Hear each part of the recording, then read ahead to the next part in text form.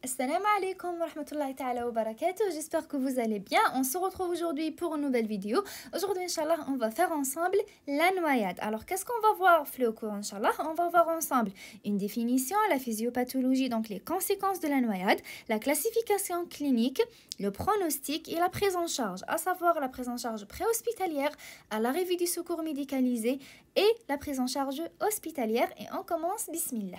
Alors, on commence par une définition. C'est quoi la noyade? On va prendre la définition de l'OMS.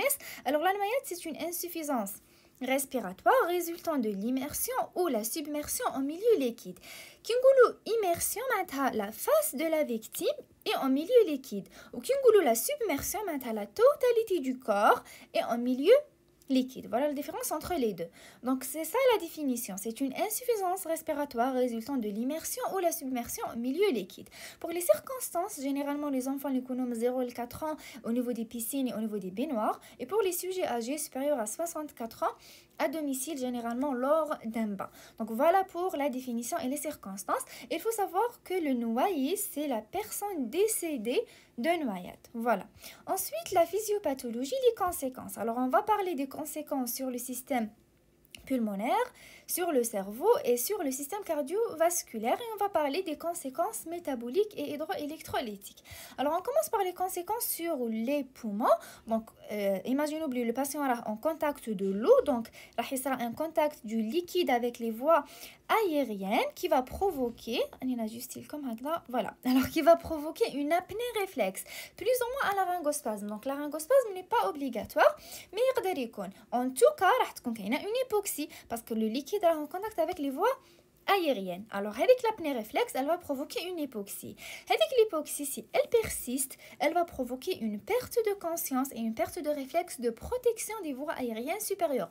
Donc, le patient est en contact du liquide et en même temps, il a perdu conscience et il a perdu les réflexes de protection des voies aériennes supérieures. Donc, il va y avoir aspiration du liquide au niveau pulmonaire et au niveau gastrique. Donc, avec le liquide qui est aspiré au niveau pulmonaire, donc, le contact avec le liquide avec les alvéoles. Et donc, l'altération du surfactant, le surfactant, il permet de les alvéoles ouvertes. Donc, donc altération du surfactant égale collapsus alvéolaire.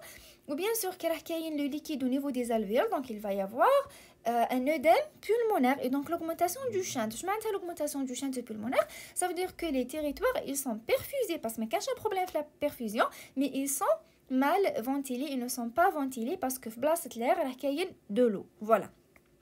Alors, هذا هو l'œdème pulmonaire et l'augmentation du shunt pulmonaire qui va provoquer une hypoxémie, bien sûr, parce que les échanges gazeux ne s'en font plus. Alors, une hypoxémie, une hypercapnie et une acidose respiratoire et métabolique et par la suite une défaillance cardio-circulatoire, une ischémie cérébrale et le décès. Donc, voilà pour la physiopathologie. Le système pulmonaire. Il faut faire la part des choses entre l'eau douce et l'eau de mer. Pour l'eau douce, c'est une eau hypotonique, donc elle va altérer à la fois le revêtement alvéolaire et le surfactant. Lorsque je dis elle va altérer le revêtement alvéolaire, donc elle va causer un œdème pulmonaire lésionnel. Et lorsque j'ai dit qu'elle va altérer le surfactant, ça veut dire qu'elle va causer une atelectasie. Voilà. Donc, le revêtement alvéolaire est altéré, ça veut dire que le liquide, il trouve les alvéoles, ensuite il va passer à la circulation générale parce que le revêtement alvéolaire est altéré.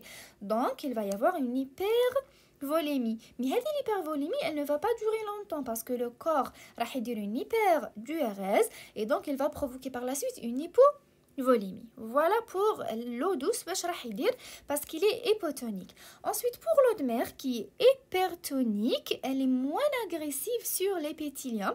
Elle va provoquer une inondation alvéolaire et elle va provoquer une hypovolémie. Pourquoi elle va provoquer une hypovolémie? Parce que donc, l'eau de mer, elle est hypertonique, donc elle est beaucoup plus concentrée par rapport au liquide, le sang.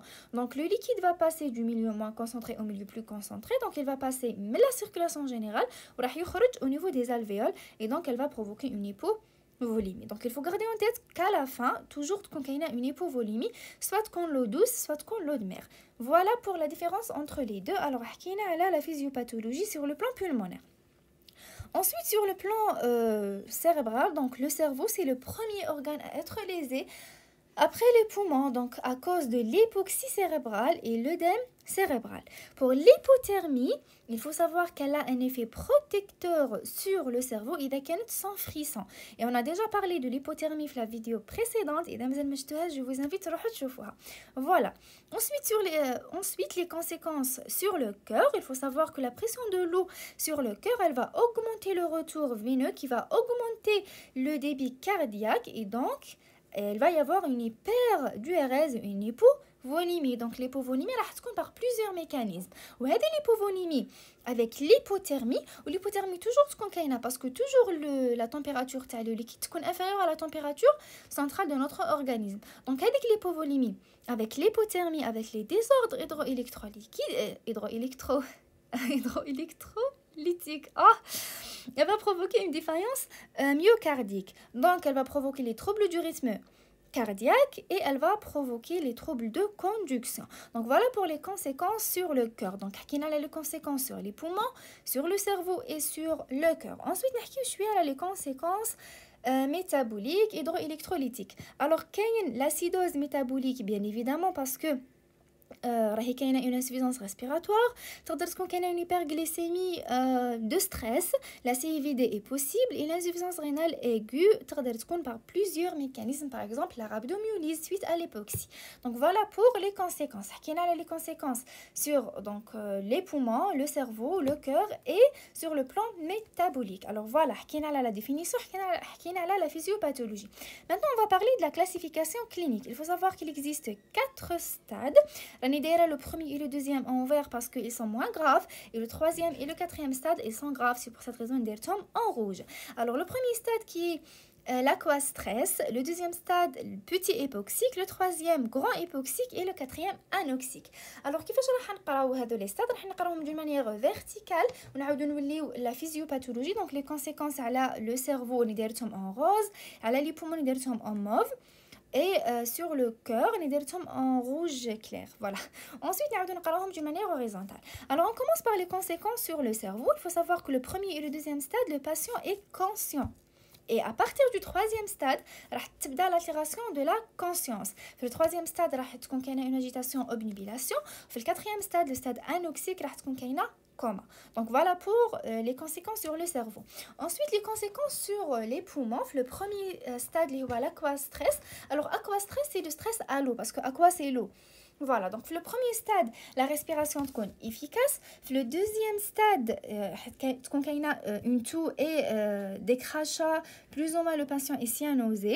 Pour le troisième stade, il va y avoir un encombrement pulmonaire.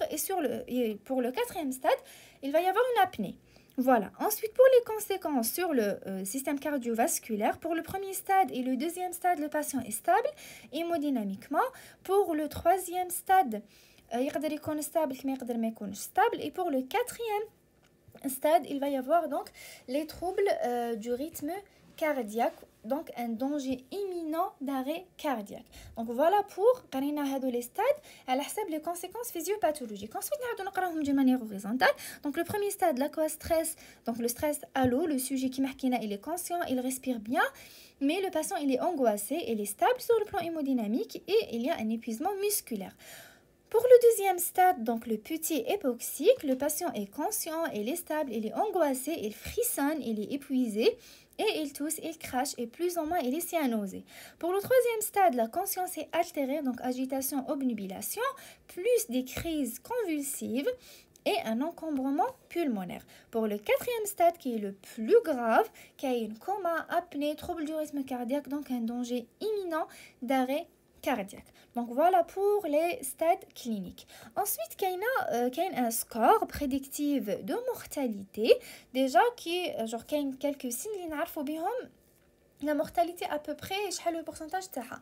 Donc il y a une auscultation normale et le patient a une toux برك. Donc la mortalité elle est de 0%. Donc il n'y a pas de risque vraiment de mortalité. Maintenant si l'auscultation est anormale, il y a quelques râles. Là le pourcentage de la mortalité il est presque 1%. إذا كانت كاينه une OAP sans hypotension, هنا تزيد le pourcentage de la mortalité يزيد donc il est presque 5%. إذا كانت l'OAP avec une hypotension donc شوفوا في الديبي كان نورمال ومن بعد بدات لاتنت بولمونير ياك ومن بعد راحت لاتنت هيموديناميك donc hypotension هنا يزيد presque le 20% donc la mortalité. Ensuite إذا كان un arrêt respiratoire isolé, c'est 44%. Vous voyez, le pourcentage de la mortalité. Et la fin, c'est l'arrêt cardio-respiratoire. Donc, le pourcentage de mortalité, il est supérieur à 90%. Donc voilà pour le score prédictif de mortalité. Donc c'est bon qu'il y a la classification clinique. Alors on a vu la définition, la physiopathologie et la classification clinique. Maintenant on va parler de la prise en charge. Alors il faut savoir qu'il y a 3 volets. La prise en charge préhospitalière, à l'arrivée des secours médicalisés et hospitalière. La prise en charge préhospitalière, elle est très importante. لازم تكون rapide, لازم تكون de qualité, لازم تكون précoce. Surtout quand le patient en arrêt cardio-respiratoire. Donc la précocité du RCP de la réanimation cardio-pulmonaire est très importante. Alors, واش لازم نديرو en préhospitalière? La prise en charge préhospitalière, c'est l'extraction du patient. L'extraction de préférence en position horizontale avec douceur. Ensuite, le collier cervical, il n'est pas systématique, il n'est pas obligatoire, c'est au cas par cas. Donc, il y a une atteinte à l'orachis cervical, de préférence, il faut le mettre. Mais de préférence, il faut le mettre. Il y a une atteinte, par exemple, il va le patient dans une région qui fait les rochers, ou là, il y a le mécanisme, l'essentiel, on a suspecté une atteinte à l'orachis cervical, il faut mettre le collier cervical. Ensuite, l'assistance ventilatoire, bouche à bouche ou bouche à nez. Et il faut chercher les signes d'activité circulatoire. Il faut chercher le pouls. Donc, si absence de pouls, il faut commencer immédiatement le massage cardiaque externe. Il ne faut pas arrêter le RCP ou les secours médicalisés. Alors, à l'arrivée des secours médicalisés, il y a plusieurs cas. Il y a le patient conscient, les de l'oxygène, soit par masque, soit par la VSPEP, par la VNI. Donc, l'essentiel, de l'oxygène. Il y a le patient conscient. Maintenant, il y a le patient inconscient, donc le Glasgow Tau est inférieur à 6, ou il y a une insuffisance respiratoire. Là, il faut mettre une sonde nasogastrique pour évacuer l'eau ingérée et il faut intuber le patient. Donc le patient est intubé, ventilé mécaniquement. Donc il y a le score neurologique altéré, il y a une insuffisance respiratoire. Il faut mettre une sonde nasogastrique et le patient est intubé, ventilé mécaniquement. Voilà, alors on a vu il y a le patient conscient, ou il y a le patient une insuffisance respiratoire ou là le Glasgow inférieur à 6. Maintenant, il y a des troubles du rythme cardiaque, à savoir le FV, le défibrillateur, il faut choquer le patient. Et pour l'hypothermie, la lutte contre l'hypothermie est systématique parce que qui marque toujours la température de l'eau ou du liquide basse par rapport à notre température centrale.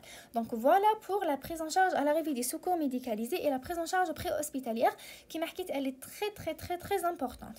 Ensuite, à l'arrivée à l'hôpital, donc la prise en charge hospitalière, c'est l'évaluation clinique rapide bien sûr. Alors il faut évaluer qui marque la physiopathologie, les conséquences de la noyade. Alors il faut évaluer l'état de conscience de notre patient, l'hypothermie, les signes d'aspiration. Les signes d'aspiration, c'est la toux, la tachycardie, la fièvre et les râles. Je ne sais pas si je la fièvre, mais bon.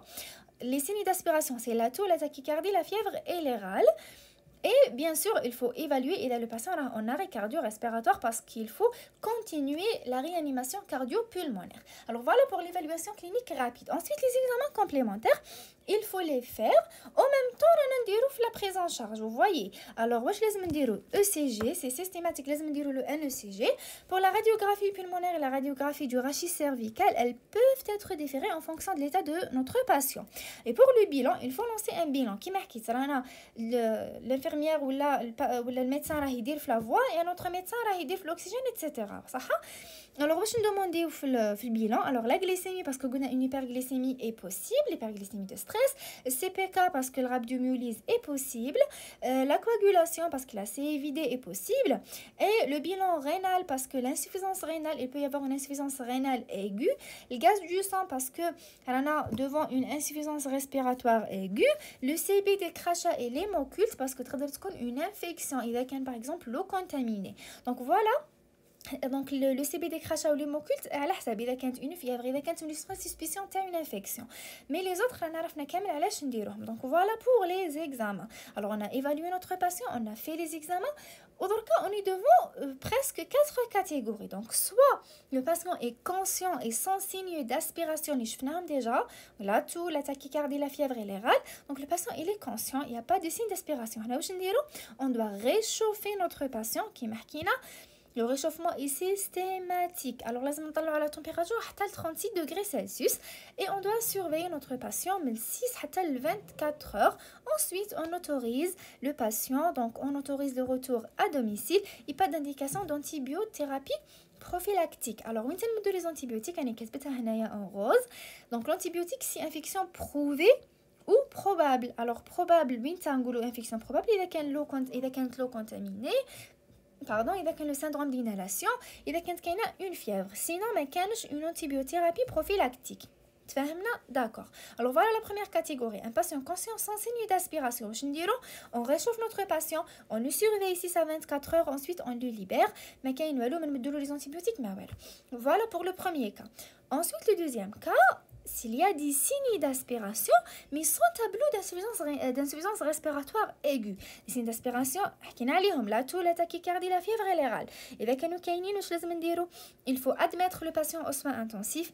Il faut le surveiller régulièrement, donc il faut surveiller la SPO2, il faut le scoper, il faut surveiller la PaO2 par la gazométrie. À l'âge, donc pour anticiper et guetter la survenue d'OAP, à l'âge parce que le patient il peut compliquer l'OAP dans les premières 24 heures. C'est pour cette raison qu'on a la surveillance d'une manière régulière, l'admission aux soins intensifs parce que OAP, on doit agir directement, immédiatement, donc il y a les soins intensifs. Donc voilà pour la deuxième catégorie, il y a les signes d'aspiration sans tableau d'insuffisance respiratoire aiguë. Maintenant, si le patient est en insuffisance respiratoire aiguë ou bien altération de l'état de conscience, là, on doit l'admettre toujours en soins intensifs et on doit faire la ventilation. إذا كان le patient conscient نديرو la VNI donc la ventilation non invasive avec la PEP donc la CPAP وإذا كان le patient inconscient on doit l'intuber donc la ventilation invasive voilà après intubation orotrachéale avec la PEP. Alors c'est quoi la PEP? Alors voilà la PEP c'est la pression positive en fin d'expiration. Alors j'ai dit la pression positive en fin d'expiration c'est pour maintenir les alvéoles ouvertes et pour lutter contre l'atelectasie et le collapsus.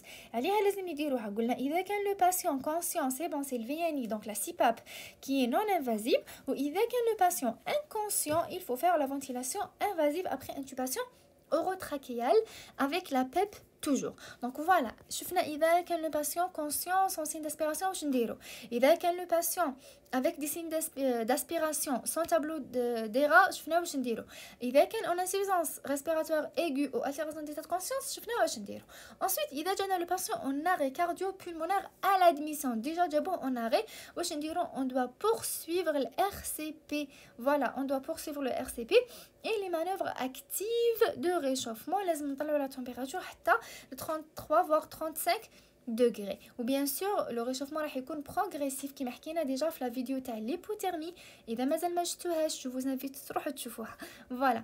Alors هنايا راني دايره شويه راني حكي شويه على l'hypothermie. Donc إذا كانت une hypothermie légère ou modérée نقدروا نديروا le réchauffement passif par couverture isotherme كما نقدروا نديروا le réchauffement actif par la couverture chauffante. Donc vous voyez la différence, le réchauffement passif une couverture تكون isotherme ou le réchauffement actif une couverture تكون chauffante. Voilà. Ou le réchauffement actif interne نديروه par le réchauffement des perfusions et de l'air inhalé. Donc voilà, إذا كانت l'hypothermie légère et modérée. Maintenant, il y a l'hypothermie grave, inférieure à 32 degrés Celsius. لازم نديرو un réchauffement passif et actif interne, donc les deux en même temps. On peut même passer au lavage gastrique colique et péritonéale باش جوغ نسخنوا الباسيون من الداخل et circulatoire et la circulation pardon extra corporelle حكيت عليها ديجا دونك نخرجوا هذاك الدم تاع لو باسيون كيما لا دياليز شغل مي برك باش نسخنوه ونعاود ندخلوا في لو كور فريمون هذه في لي فريمون في لي زيبوثيرمي فريمون غراف دونك فوالا pour le réchauffement دونك عرفنا كاع لي كاتيجوري وحكينا على لي زانتيبيوتيك قلنا ما نمدوهمش pour la prophylaxie وانما نمدوهم اذا كانت une insuffisance pardon une infection prouvé ou probable donc l'eau contaminée syndrome d'inhalation la fièvre ou la إذا درنا من بعد le CB de crash ou l'hémoculte كانوا positifs نمدوا l'antibiotique ou toujours لازم نديروا le traitement de l'instabilité hémodynamique qui est associé généralement mais لازم نديروا un remplissage prudent parce que قلنا le patient risque de faire un OAP donc لازم le remplissage يكون prudent plus ou moins l'utilisation des drogues donc voilà pour la prise en charge hospitalière donc حكينا على la prise en charge en préhospitalière la prise en charge préhospitalière à l'arrivée des secours médicalisés et la prise en charge hospitalière. Ensuite, on va le pronostic. Alors, le pronostic, il est lié principalement à l'importance des lésions cérébrales. Bien sûr, quand on a une lésion cérébrale grave, le pronostic est grave. Alors, on va les facteurs de bon pronostic. Il y a un enfant supérieur à 3 ans, parce que quand on a le pronostic grave, le temps de submersion inférieur à 5 minutes, bien sûr que quand on a le temps de submersion, le pronostic est grave. Quand on a le temps أقصر كل ما كان le pronostic خير. Voilà. Le délai avant le RCP inférieur à 10 minutes. Bien sûr, إذا le patient دار un arrêt ou directement on a commencé le massage cardiaque et la réanimation cardio-pulmonaire راح يكون le pronostic خير من un patient اللي يطول شحال هو on arrêt من بعد عاد باش بدينا نديرو له في le massage. La réactivité pupillaire, bien sûr que un patient les cônes en médriase bilatérale à réactif, mais chez qui m'a un patient les cônes mazat qui a une réactivité pupillaire. Ok, un point très important, si le patient présente des mouvements spontanés et dirigés à 24 heures, ça c'est un signe de bon pronostic. Alors voilà pour le pronostic. Alhamdulillah, كملنا le cours. Inch'Allah تكونوا استفدتوا. Si c'est le cas, ما تنساوش تبارطاجيو la vidéo مع les autres étudiants اللي راهم في le module du MC. Je vais vous laisser le lien تاع le résumé donc تلقاو فيه l'hypothermie et noyade في la description ان شاء الله ربي يوفقنا والسلام عليكم ورحمة الله تعالى وبركاته.